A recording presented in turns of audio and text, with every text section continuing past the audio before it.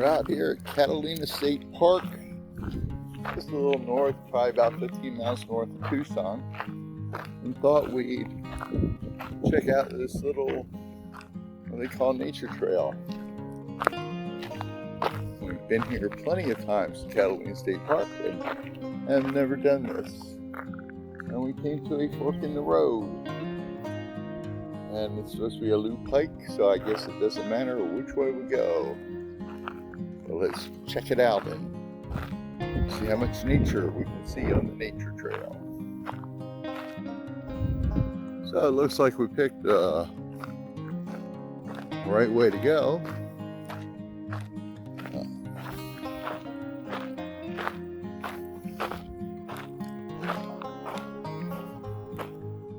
And what do we have here? We got the nature trail. This is what we're looking for. Bridle trail. So, and I guess we're not going to see any horses. And I guess we're going to start with a climb.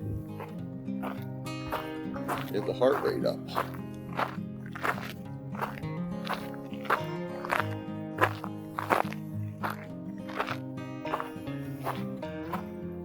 It doesn't look like too bad of a climb.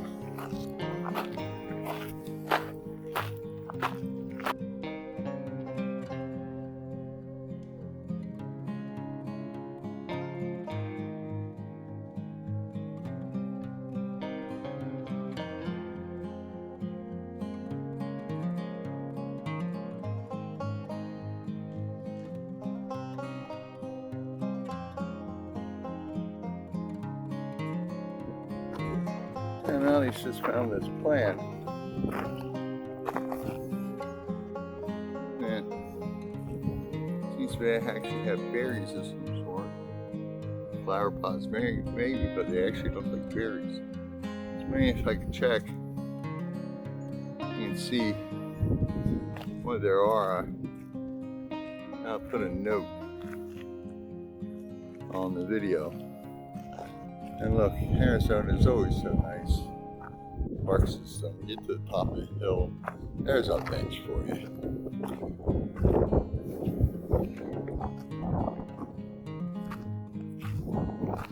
And here's our next one.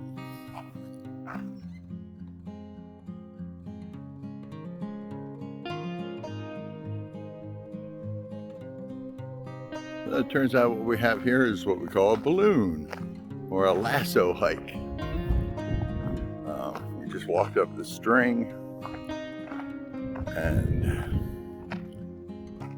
I assume either right or left will suffice. Oh, this is cute.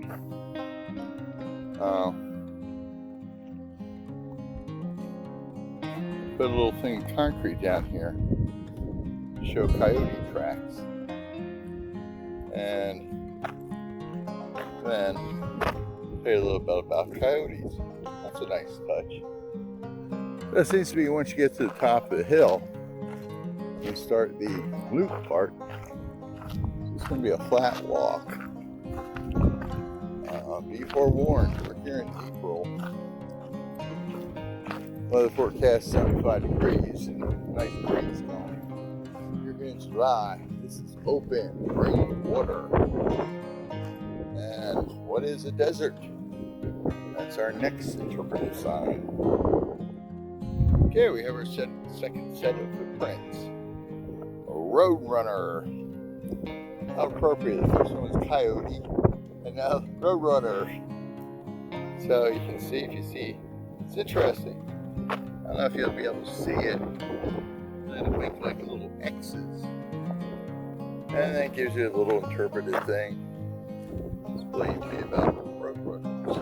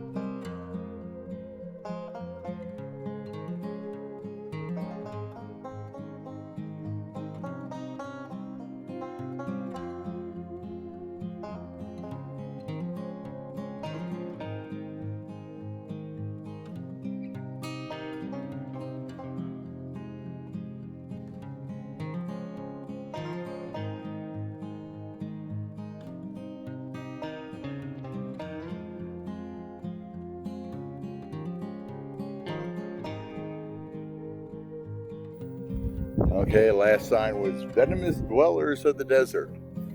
Now, continuing with my desert trivia video, I was looking at Facebook the other day. They had a map of the United States color-coded for number of venomous creatures in the state. And the darker colors was more, lighter colors was less. Guess who came in number one? Let's hear it for Arizona with 50 different venomous animals in the state. Tops every other state in the nation. Yay us. Texas coming in, I believe, second. And they just had Arizona filled in with black, as dark as it can get. And scorpions, we have scorpions. I've never seen one. Melanie and Rachel have each been bitten by one. And it's one of those things, it's gonna hurt like crazy. But it's not gonna kill you. And same with the rattlesnake. They say the best first aid for a rattlesnake strike is your car keys. Just stay calm. If it's an extremity, do a tourniquet and loosen it every 15 minutes. Stay relaxed. Either drive yourself or have somebody drive you to the hospital. And trust me, every hospital in Tucson knows how to take care of rattlesnake bites. And next footstep is bobcats. It's a classic feline. Actually, I have a lot of bobcats around. And this is just my guess. But bobcats might be the second most adaptable animal to live around people. First one being coyotes. Where we live, it's middle of town. And we have coyotes in the neighborhood. And we also have bobcats in the neighborhood.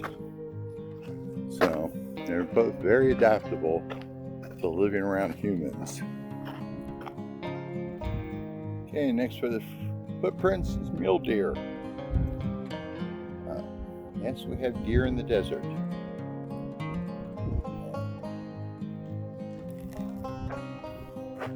They're smaller than whitetails. They're a cute little thing. Mule deer, so named for the size of their ears.